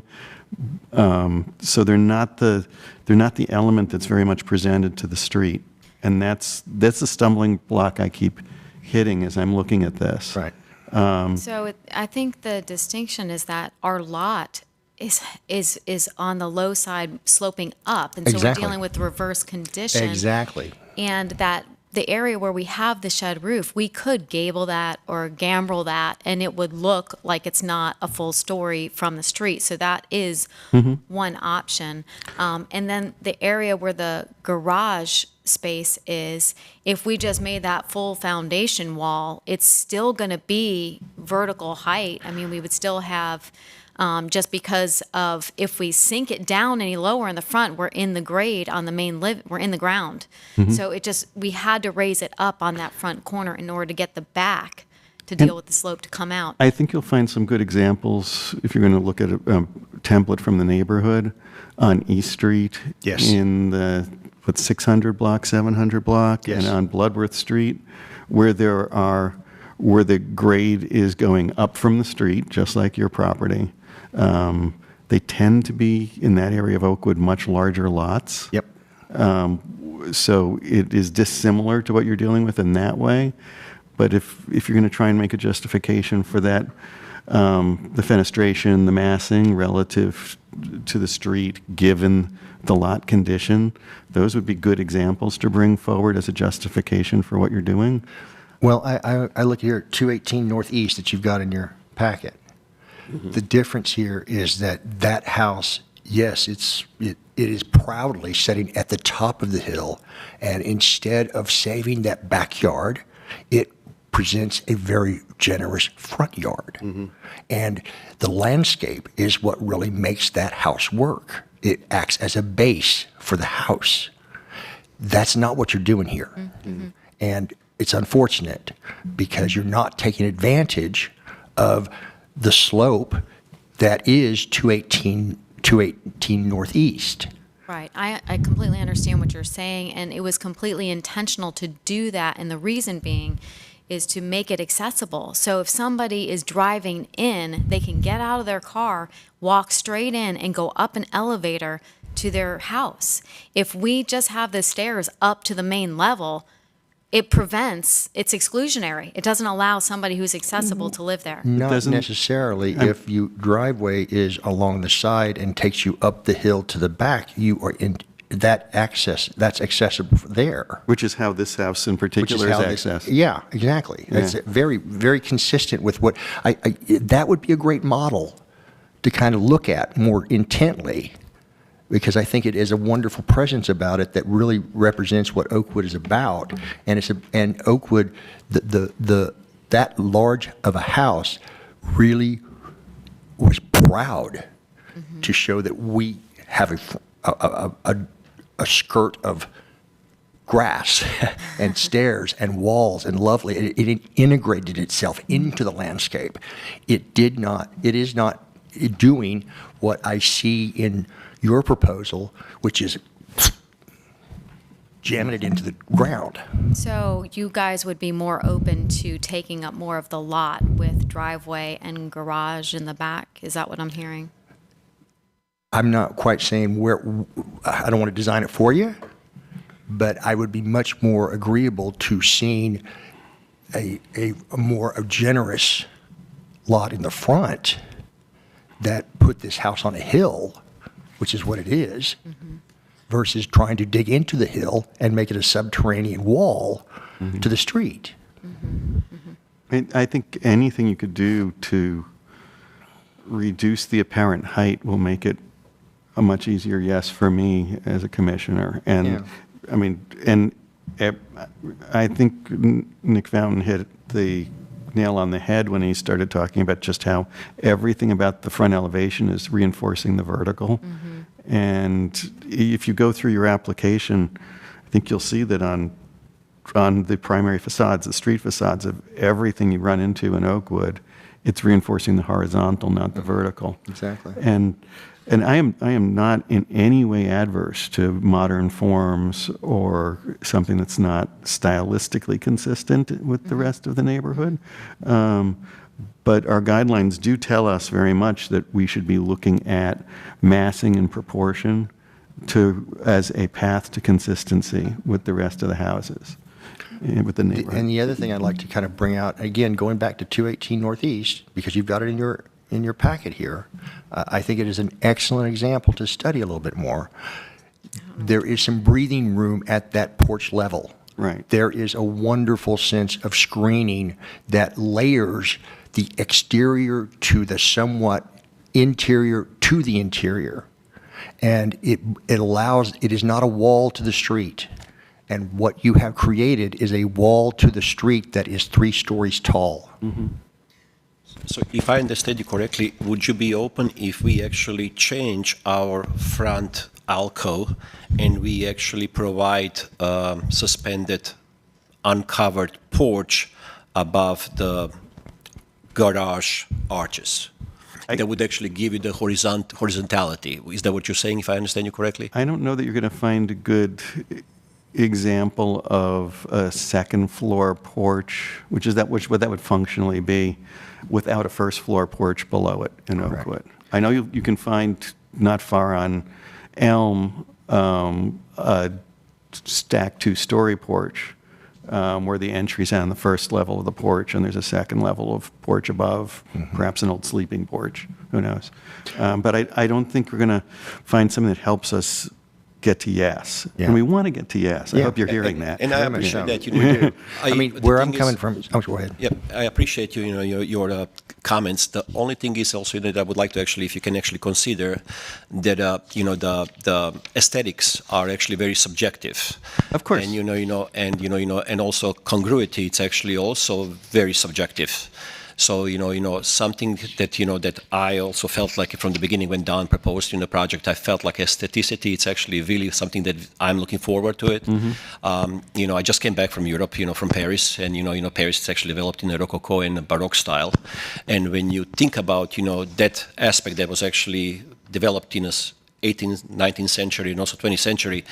The oak wood actually pretty much has the same kind of like, the historical component, if you will.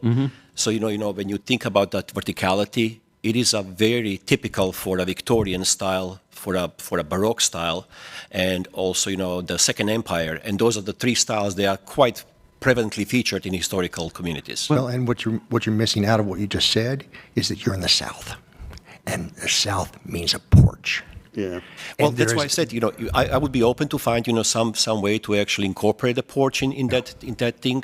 But like again, I don't think that I desire to actually deviate much from that vertical element as well, because I also find, that this kind of structure has a certain amount of majesticity, I guess, for lack of a better word, and that's something that I'm really attracted to it. And since I feel like it will be our home, I would also like that when I actually pull to to my home, that actually also always every day surprises me when I look at it. I know. Again, you are saying you're music to my ears. And again, I go back to 218 Northeast. Look at the way the land becomes part of the house. The land is part of the house. That is that's the difference between a European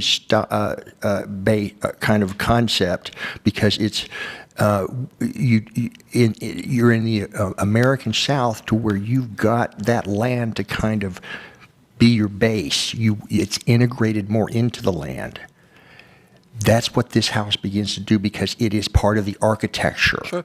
And by you not working with the land here, you're not allowing that integration to come forward. So think about how that, my thought is, how do you begin to create that majesty, which 218 again does very well. It also has the wonderful horizontal base to the actual porch, becomes a screen. And then there's that tower thing going on. Yeah, wonderful. But it's set on the hill with a wonderful, gracious entry that comes up to that. And that experience starts at the sidewalk. And it really begins, it is a ceremonial entrance using the land to make that entry even much more strong. That's not what you're doing here. You see, I feel differently. I actually feel like, with our majestic, the large, oversized stairwell that actually leads from the street to the house actually gives you exactly that majesticity and that, the boom factor that you actually mentioned. So, just in my personal opinion, I feel like, what Don actually proposed, that this actually does qualifies for me as aesthetical, and also that feels like that congruous to the what historical component of the architecture is. But I respect your opinion, absolutely. Are there additional questions for the applicant? Barden? Rob? All right, let's go ahead and take a 5-minute recess, and then we'll resume with committee discussion.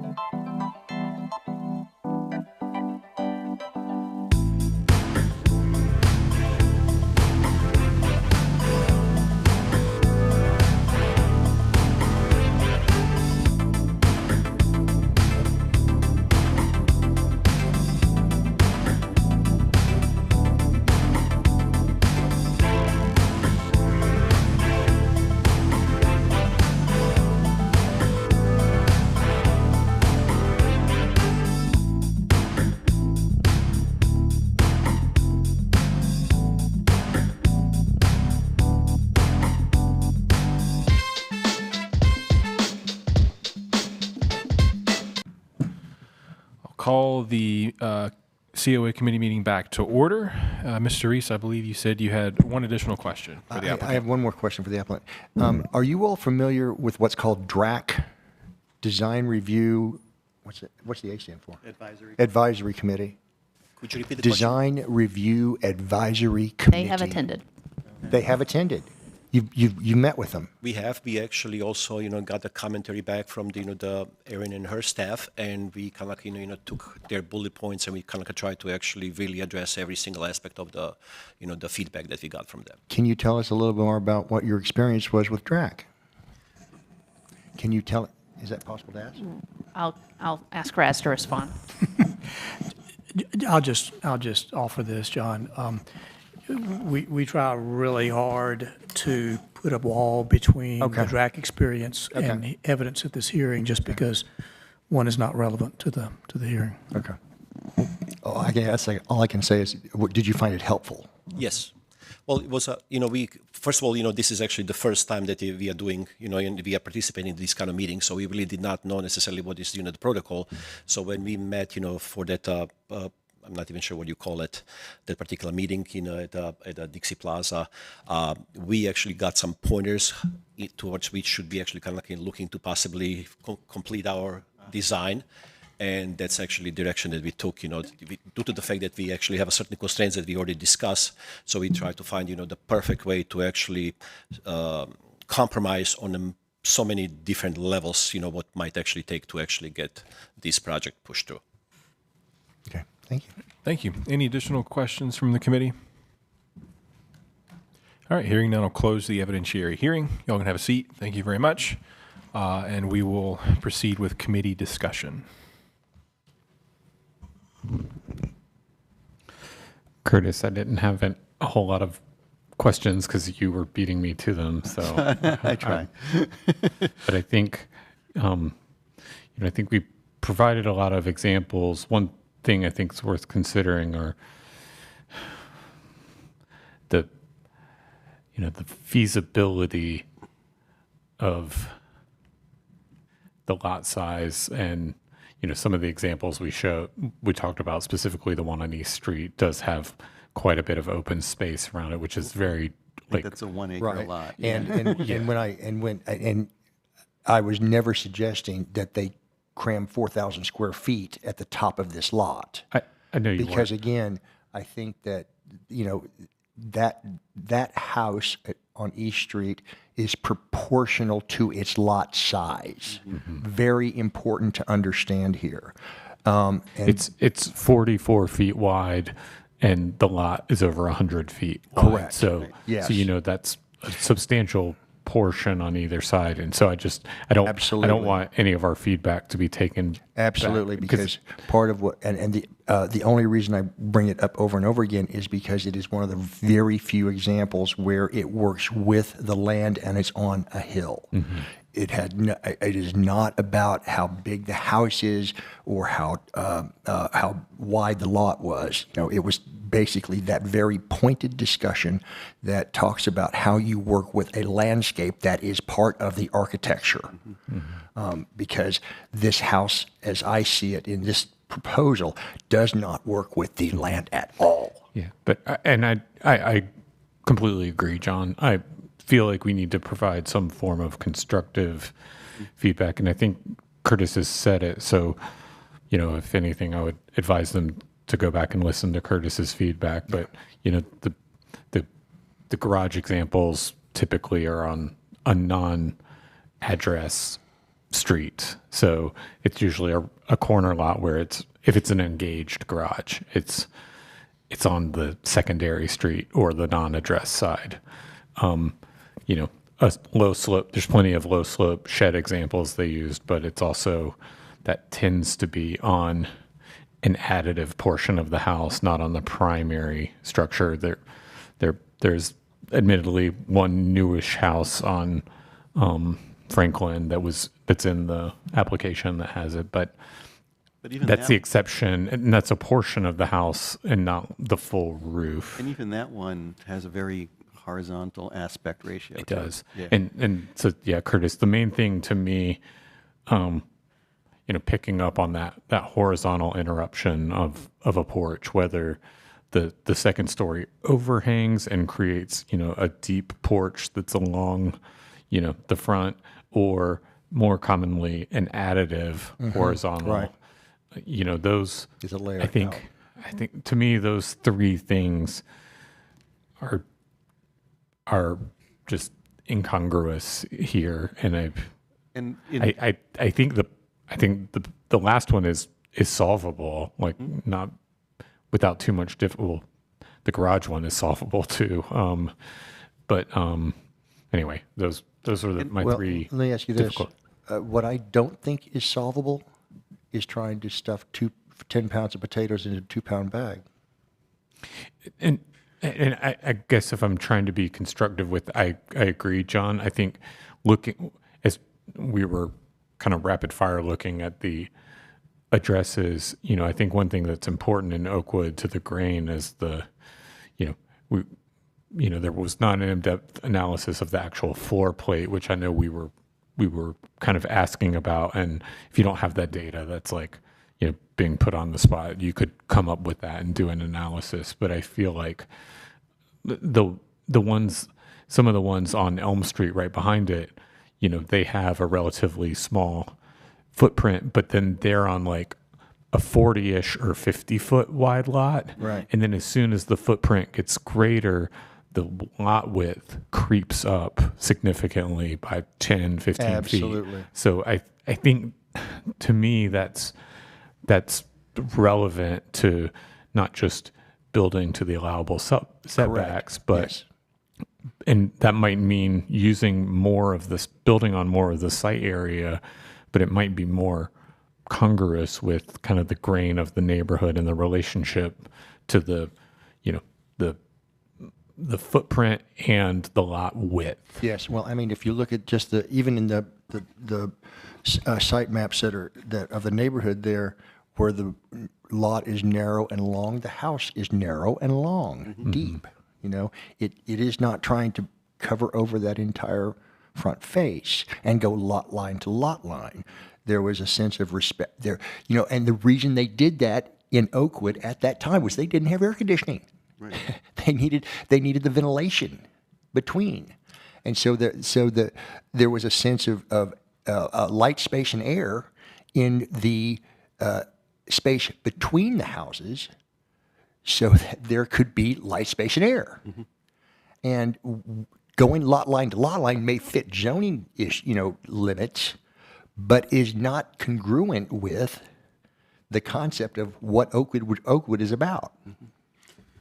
I would also, I think the porch thing is a pretty big thing. I remember reading an article in Fine Home Building about the life of a community relative to the porch. And I'm reading through it thinking, well, that really typifies what is the essence of Oakwood. And then I realized it was actually all pictures of Oakwood. So it was kind of something that really reinforced it. The thing I would say is earlier on in the conversation with the applicant, we touched upon the side driveway and the garage. And I think it would probably help if staff can offer some guidance of how those relationships are typically done and how one might have less paved area and still have the driveway. Which is one suggestion might be that because he owns both lots, it gets shared. Which certainly might solve two problems at once for this development and then future development. Yeah, exactly. There's no reason to kind of jam that. I was enlightened when I found out that they're owned by the same person, because you do have that possibility. Why not go ahead and just? So, but as far as back to congruity, yeah, I think, Rob and I seem to be in the same place. We seem to be in the same place about the aspect ratio of the house, and also size relative to lot, and how Oakwood kind of has a pretty clear build pattern. The other thing that I'm having trouble with in the application is so much of it's relying on the neighboring house. That's a large house on a large lot. In fact, this lot used to be part of that house's lot, to justify what's happening here, which I don't know that is evidence that is necessarily relevant to this condition. Agreed. So, yeah, and Curtis, that was what I was trying to say about sort of the grain of the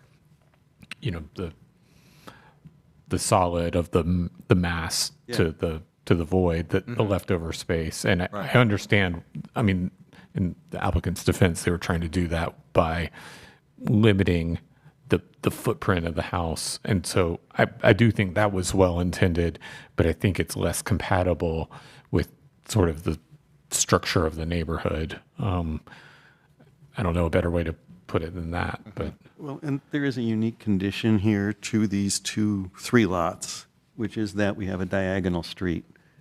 And it's not following the orthogonal nature of Oakwood. But the other unique condition here that's quite an asset is that these lots all face the cemetery, which is a wonderful green space. So they almost have a built-in free front yard that's Very true. gazillion acres. Yeah.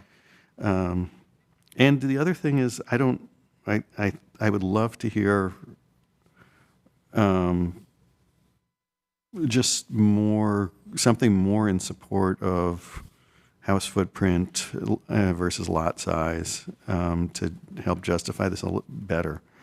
But I think the biggest thing, we're talking about a lot of particulars, but the truth is, as Raz has told us multiple times, what really counts is the overall sense of congruity that all of these elements come together to provide. And there are not a lot of them coming together to provide a sense of congruity here, which is the problem. Agreed. So I would like to suggest we defer the application, and so that the applicant has some time to act on these comments and respond to them in a fashion that hopefully gets us to a yes. Before we move forward with any motion, I do want to bring the applicant back up and I'll at least tell them or provide them an opportunity to, you've got the general consensus that the committee is going to move forward with a deferral, but I want to make sure you all got enough constructive feedback and you're understanding what the committee has expressed to be able to move forward with potential changes to the application. So I just want to get a sense that you understand the feedback that the committee has provided and have a pathway to move forward.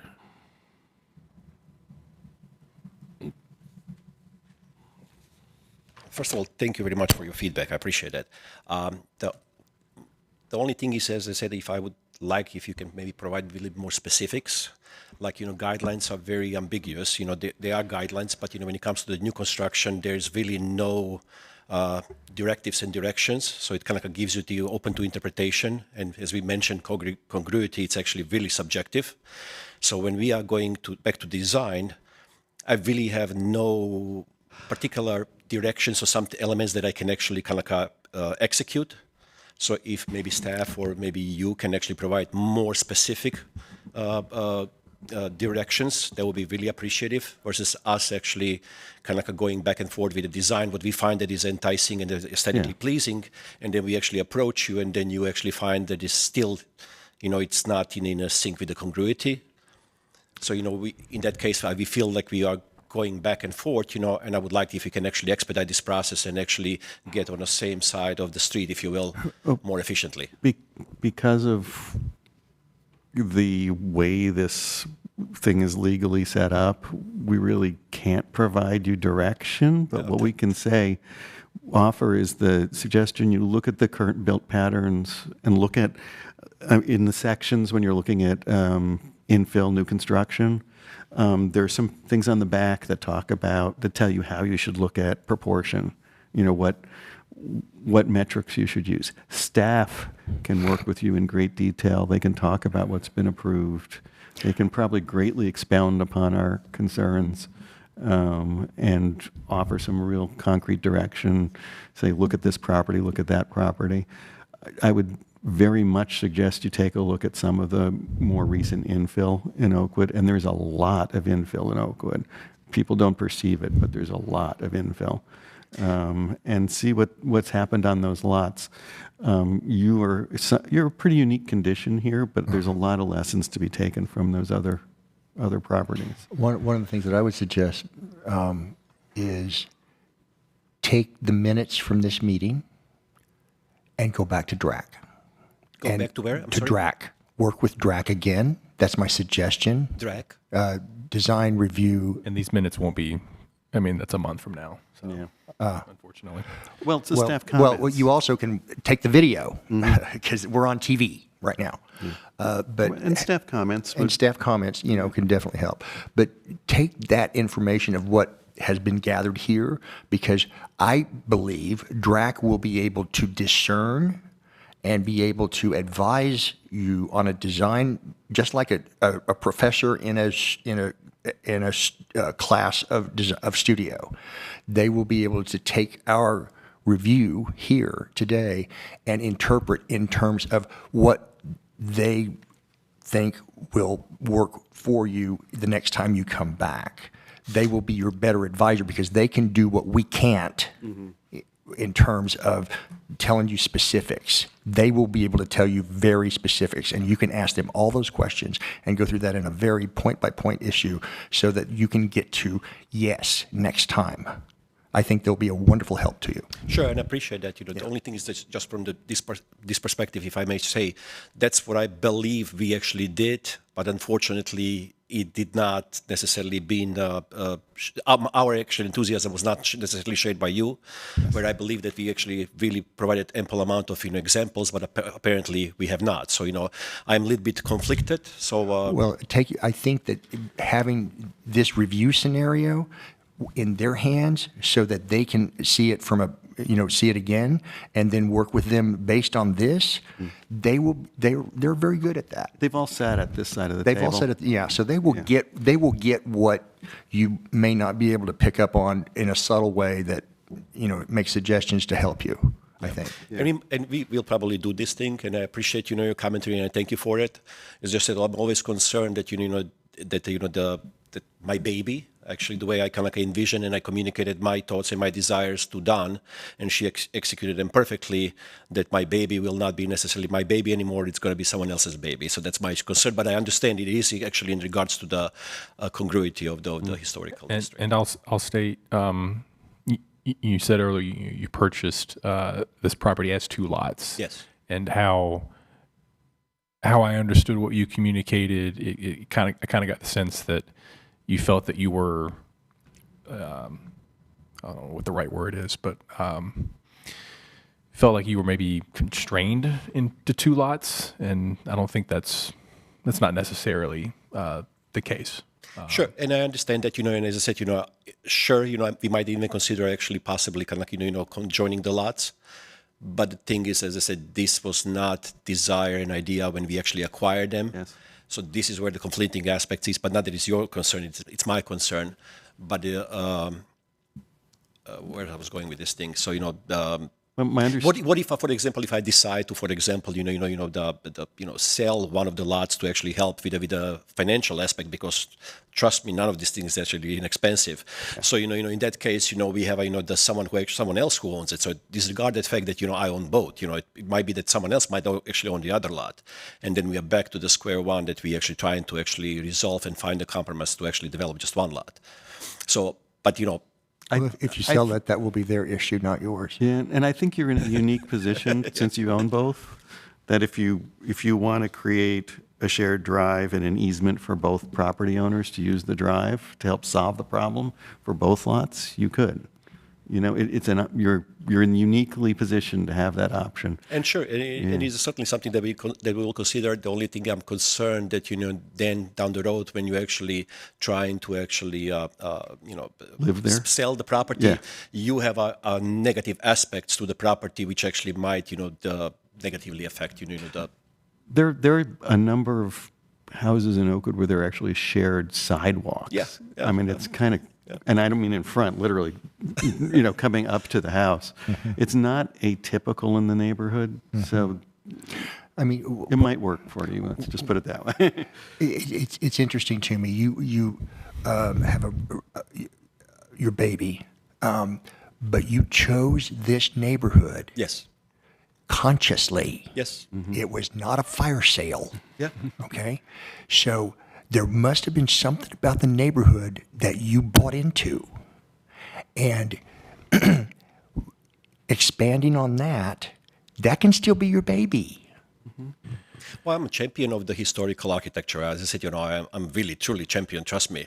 Mm-hmm. So, as I said, I've been studied, one of my electives in my college days was actually architecture. Mm-hmm. Not that I became architect, but, I do respect that. So, I felt like, really, I really hope that you can understand. I really felt like, Don and we actually did everything to address those kind of like aspects of, the congruity. Yeah. And I'm disappointed now a little bit that, that I learned that we didn't. So, but that's my problem. Thank you, Mr. Milano. Yep. We appreciate the input.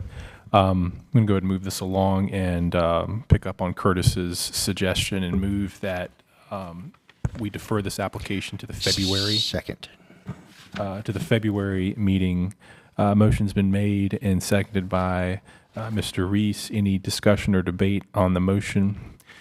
Hearing none, all those in favor say aye. Aye. Any opposed? Motion carries unanimously. So the matter has been deferred to the February 2024 meeting. All right, moving along to committee discussion. Is there any? Seeing none, this meeting is adjourned. Thank you.